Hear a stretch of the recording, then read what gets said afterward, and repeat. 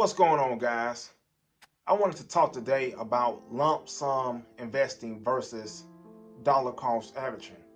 Before we start, I want you to hit that subscribe button and also hit that like button. So I wanted to talk today about lump sum investing versus dollar cost averaging.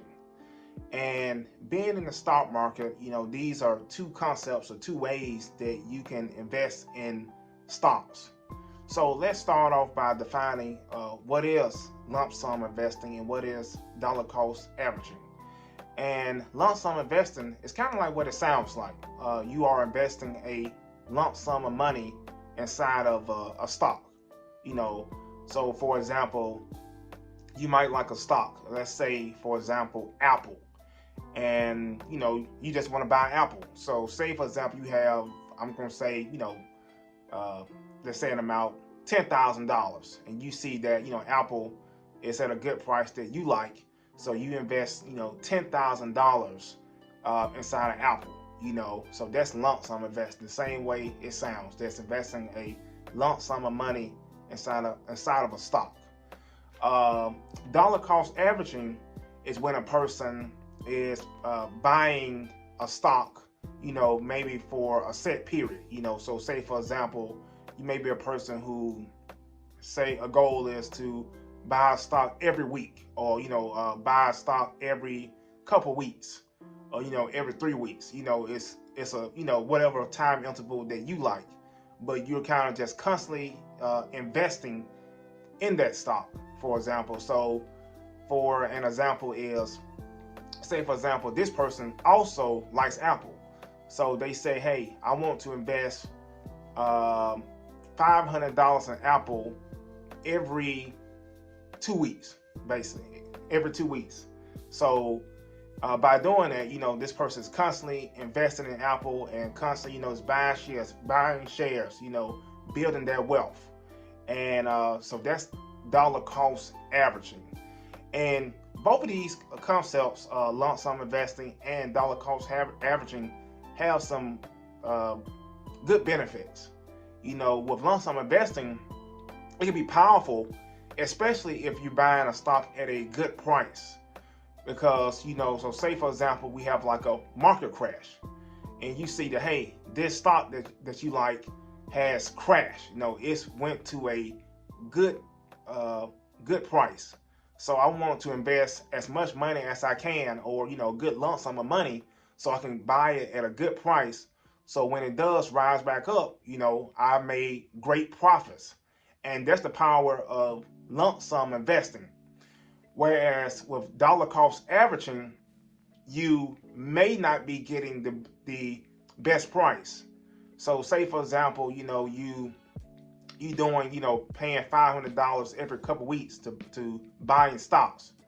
And you buying that stock, no matter what's the price of the stock.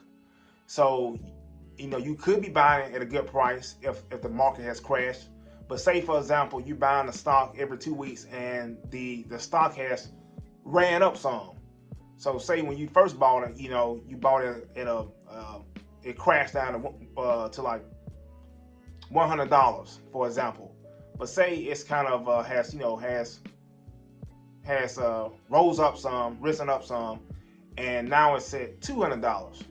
So someone who dollar cost averaging, they may be buying that stock at $200. You buy it at a high price, at a all-time high price. So that's kind of like the drawback of maybe dollar cost averaging, because you buying it, but you might not be getting it at the right price.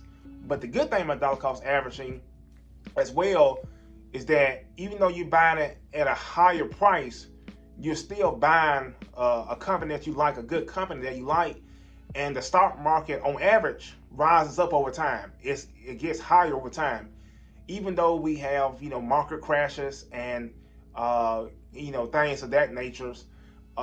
Even though the market does crash from time to time, the stock market on average is rising up because the economy is getting bigger. More money, more businesses and things of that nature, and the country is growing. So that's why the stock market overall is growing and growing. So even though you may be buying a stock at a higher price, you know, the stock market does rise up over time. So that's one way to look at it as far as with dollar cost averaging. So I think both of these methods are good. You know, just depends on what you can do. You know, because if you are fortunate to have the money to be able to invest in a lump sum, I would say that's definitely a great way to go, because you're going to be getting good steals and buying stocks at good prices. And think about it. That's where the wealth is built. It's built off, you know, buying when stocks are on sale. It's built when the stock market crashes. You know, because a lot of times when the market crashes, people get scared and people sell their stocks. But the savvy investors, the smart investors, they're gonna look at this as bargain time. You know, they're gonna look at it like, okay, so these great companies are on sale right now. Let me see what I can do to buy. So, because I know that the stock market is not going to stay down forever. You know, the economy, you know, the Federal Reserve and the powers that be are going to make sure that the stock market is going to go back up. So that's the great power of lump sum investing. And I say, you know, also with the dollar cost investing, that's powerful as well, because it's kind of building that habit of investing. Because, you know, in America, we have a problem with consuming stuff that we don't need. But a dollar cost averaging, it just creates that habit of investing. It creates the habit of building wealth. It creates that habit of constantly putting money in the stock market, which is powerful. So I think both of these are powerful methods. You just have to kind of come up with your own style, come up what's best with you. And with me personally, I do both of them. When I see a good sale, I do try to put in a lump sum of money. And also with dollar cost averaging, I do like to kind of just constantly buy companies I like at decent prices. You know, if I feel like it is at a super high price, that's when I kind of stop. But on average, I do like to buy good companies from time to time, constantly. So I want you guys to research that and look at that. And so I just wanted to kind of break down the difference, or break down lump sum investing versus dollar cost investing. So the big thing about investing is choosing your own style. You know, choosing what fits you.